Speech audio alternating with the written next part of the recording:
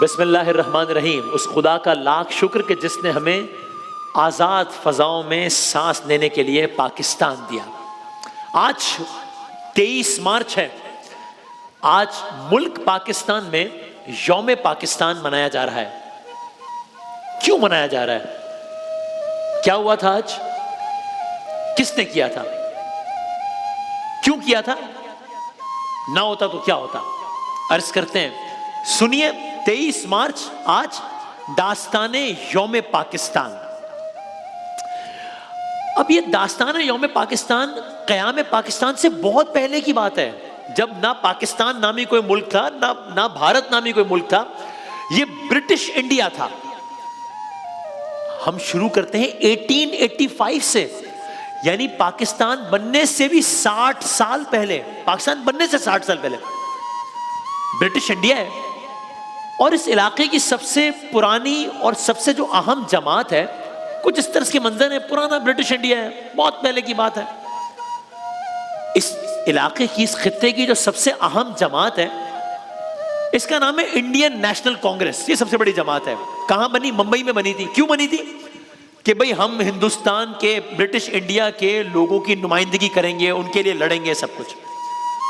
कायदे Azam was also part of it. लेकिन जो जो टाइम गुजरता गया, मुसलमानों को एक रियलाइजेशन हुई। मुसलमानों में ये एहसास पैदा हुआ कि ये जो जमात है, ये हिंदू डोमिनेटेड जमात है, ये हिंदू अक्सरियत जमात है, ये हमारी सही रिप्रेजेंटेशन नहीं कर रही है। We need to have our own platform. So 1906 में, अगेन पाकिस्तान बनने से 40 साल पहले की बात हो रही है। 1906 में उस वक्त के ढाका में मुसलमानों ने अपनी अलहदा सियासी जमात बनाई। पहले कांग्रेस थी, अब एक और सियासी जमात बनाई मुसलमानों ने। हमारी अपनी जमात होगी, क्योंकि कांग्रेस में हिंदुओं का कब्जा है। इस जमात का नाम रखा गया all India Muslim league. 1906 Dhaka, 1906। अभी कायदे आज़म नहीं है इसमें। टाइम आगे बढ़ता गया। इसके कयाम के 7 साल बाद 1913 कायदे आज़म मोहम्मद अली जिन्ना ने इस जमात को ज्वाइन किया। और फिर 21 साल बाद, यानी कि 1934 में कायदे आज़म इस ऑल इंडिया मुस्लिम लीग के प्रेसिडेंट बन गए। अब जब कायदे आज़म प्रेसिडेंट बन गए, जाहिर है क्या कहने हैं मोहम्मद अली जिन्ना के। उनकी क़यादत में जमात बहुत बेहतरीन तरीके से आगे बढ़ने लगी। उनकी क़यादत में जमात मुसलमानों के हुकूक का तहफ़्फ़ुज़ करने में अपना किरदार अच्छे तरीके से अदा करने लगी। हम तेजी से आगे बढ़ते हैं। अब जाहिर है कोई भी सियासी जमात होती है, उसके अपने मकसद होते हैं, उसके इजलास होते हैं, उसके सियासी जलसे होते हैं, उसके कन्वेंशन होते हैं। 23 मार्च, आज के दिन 23 मार्च 1940 को इसी सियासी जमात का या इसी जमात का सालाना इजलास था। और ये बहुत अहम मौका साबित हुआ, ये बहुत तारीखी मौका साबित हुआ।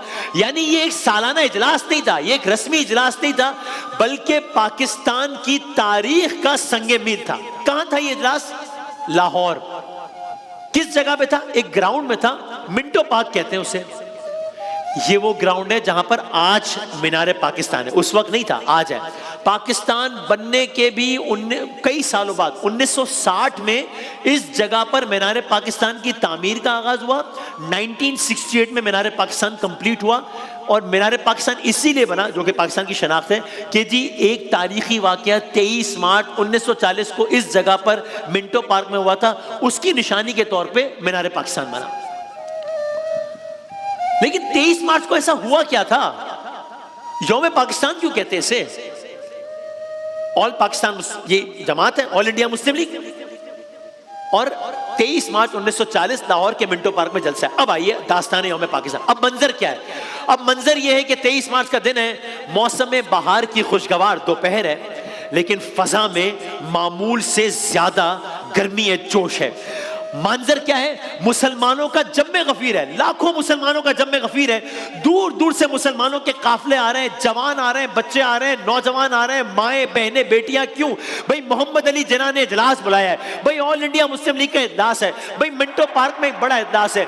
बच्चे बूढ़े जवान सबके चेहरों पर एक अज़म की चमक है, परचम लहरा रहे हैं, फजा में अल्लाह अकबर के नारे हैं, मुस्लिम लीग जिंदाबाद के नारों से फजा गूंज रही है। अनगिनत परचम है, सब रंग के इस परचम पर चांद सितारा है। ये मुस्लिम लीग का परचम है। फजा में एक शोर है, जोश है, जज्बा है, वलवला है। स्टेज पर सागे लीगी रहनुमा मौजूद हैं। इन लीगी रहनुमाओं के दरमियान में एक दबंग शख्सियत है, एक पुरवकार शख्सियत है, एक पुरवकार चेहरा है। इसका नाम मोहम्मद अली है। इसे लोग मोहम्मद अली जिन्ना के नाम से जानते हैं। कायद आजम मोहम्मद अली जिन्ना के नाम से मैंने जानते हैं। मजमे में शोर है, एक तूफान है, जोश और जज्बा है। अब सबको इंतजार है कि कायद आजम की तकरीर कब होगी। यहां तक कि कायद आजम की तकरीर की बारी आए। कायद आजम मोहम्मद अली जिन्ना ने माइक संभाला है। अब जब माइक संभाला है, मजमा जोशीले नारों से गूंज उठा है।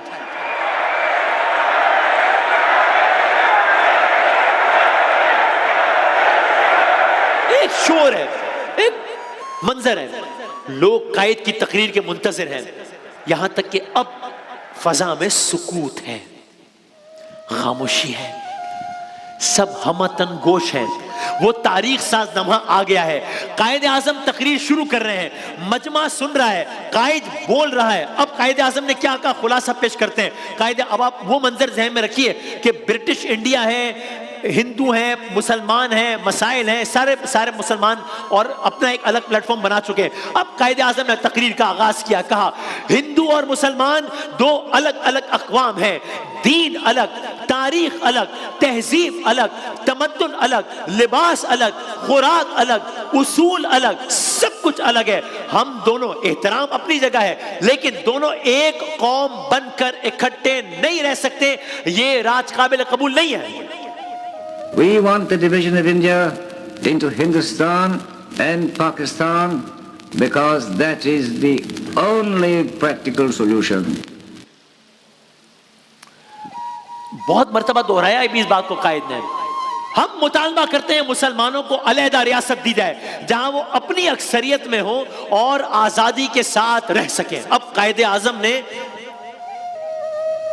गोया मजमे पर बिजली गिरा दी है, हर दिल में शम्मे उम्मीद रोशन कर दी है। उस माहौल में जब सब अपने आप को सप्रेस्ड फील करते थे, एक शम्मे उम्मीद रोशन हो गई है। ये 23 मार्च है। अब दोबारा फजा में शोर है, फजा फिर नारों से गूंज उठी है। मजमा नारों से गूंज उठा, दिल में जज्बा, जबान पर नारे, चेहरे पर इत्मीनान, आंखों में उम्मीद। उस एक तकरीर ने सब कर दिया है।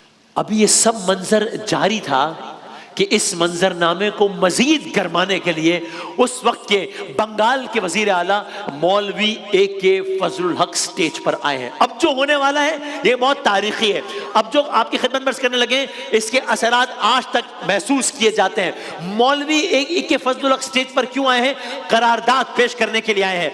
ये कोई मामूली करारदाद नहीं है, ये मुसलमानों की तकदीर बदलने की दस्तावेज है। कहा करारदाद का मतन, उसका खुलासा, हिंदुस्तान के वो इलाके, मुतालबा हिंदुस्तान के वो इलाके जहां मुसलमानों की अक्सरियत है, उन सबको एक करके एक अलहदा रियासत बनाया जाए। उन रियासतों को मुकम्मल खुद मुख्तारी हासिल हो कि वो अपने तमाम मामलात अपने नजरियात के मुताबिक चला सकें। अकलियतों को उनके अकीदे, रस्म और रिवाज के तहफ़्फ़ुज़ की जमानत दी जाए। करारदाद पेश कर दी गई, गोया आज पाकिस्तान की बुनियाद रख दी गई।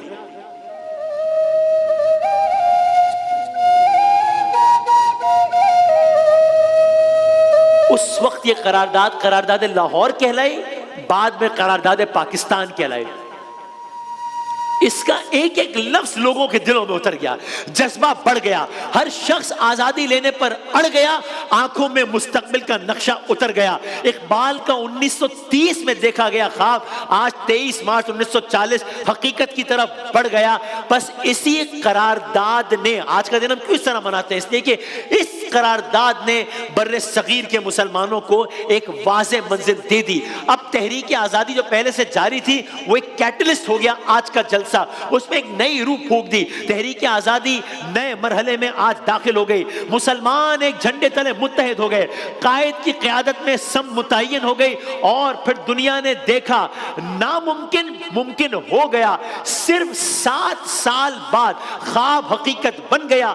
23 मार्च 1940 को बुनियाद पड़ी, 14 अगस्त 1947 की सुबह दुनिया के नक्शे पर एक नई खुद मुख्तार रियासत का ज़हूर हो गया, जो कि हमारी जान है, जो कि हमारी आन है, जो कि हमारी शान है।